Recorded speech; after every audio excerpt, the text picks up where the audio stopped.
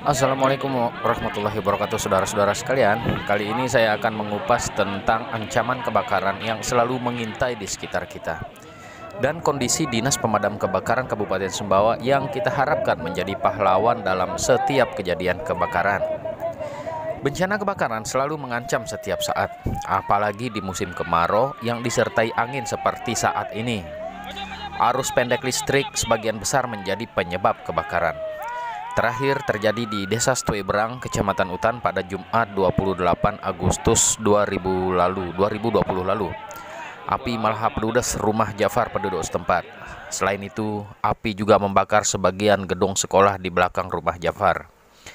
Data di arsip pemberitaan Radar Sumbawa, pada tahun 2018 lalu terjadi sebanyak 107 kasus kebakaran.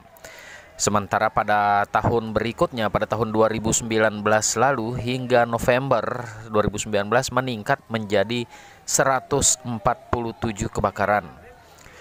Sementara di tahun 2020 ini hingga bulan Agustus ini saja sudah terjadi sebanyak 70 kejadian.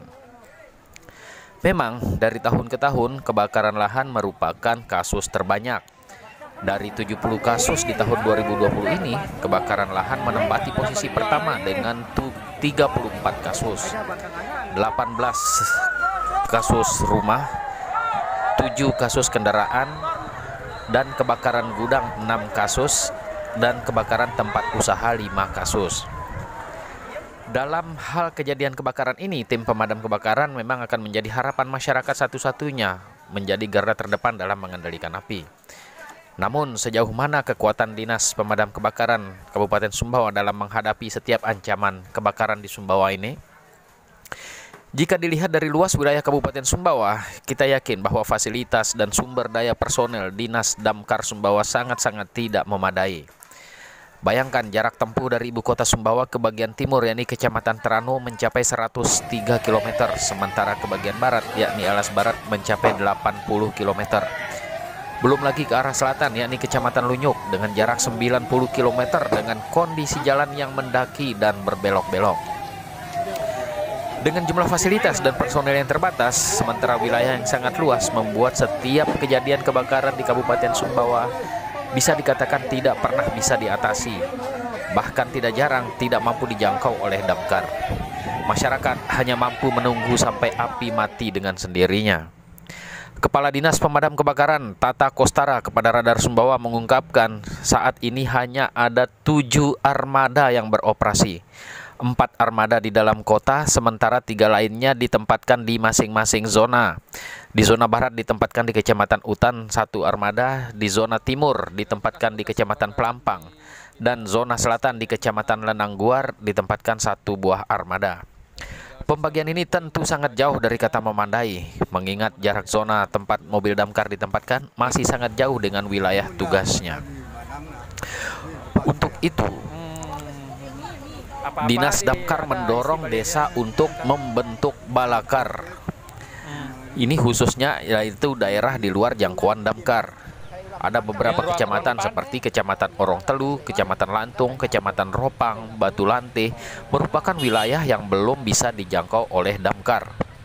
Bahkan Kecamatan Empang, Terano, Lunyuk, dan Alas Barat sekalipun yang sudah memiliki infrastruktur jalan yang bagus juga belum bisa dijangkau sesuai dengan respon time yakni 15 menit sejak informasi diterima petugas. Hal ini lantaran jarak dari masing-masing pos di masing wilayah masih cukup jauh. Termasuk di bagian timur ke bagian Empang paling cepat 30 menit, sementara respon time kita 15 menit dengan radius 7,5 km. Jadi sebenarnya di atas 7,5 km masih abu-abu, artinya tetap tidak bisa dikejar sesuai waktu respon time yang ada. Demikian kata Kepala Dinas Pemadam Kebakaran Kabupaten Sumbawa, Tata Kostara. Karena itu menurutnya solusi untuk wilayah tersebut adalah dengan membentuk barisan relawan pemadam kebakaran atau balakar. Sesuai aturan, pembentukan balakar menjadi tugas masing-masing desa. Dinas Damkar dalam hal ini hanya memberikan pelatihan teknis tentang mengantisipasi atau memadamkan api dengan peralatan yang ada. Sayangnya, kondisi pandemi ini, pihak damkar belum bisa melakukan kegiatan sosialisasi ke desa-desa atau wilayah yang dimaksud. Desa menurutnya diharapkan bisa menganggarkan untuk sosialisasi dan pembentukan balakar, karena menurut aturan dibentuk oleh desa dan dibiayai oleh desa. Dinas Damkar hanya memberikan pelatihan secara teknis. Yang lebih memprihatinkan dari Dinas Pemadam Kebakaran Kabupaten Sumbawa ini adalah 2 dari 3 bak penampung air milik Dinas Damkar di wilayah kota sudah tidak berfungsi. Di dalam kota ada 3 tandon atau bak penampung air, 1 di markas, 1 di Pasar Berangbara, kondisinya sudah rusak, dan 1 lagi di Peragas juga rusak. Jika terjadi kebakaran, pihaknya menyiasati dengan mengerahkan 4 unit kendaraan damkar, 2 armada diturunkan ke titik kebakaran, sementara 2 armada standby untuk menjadi penyuplai.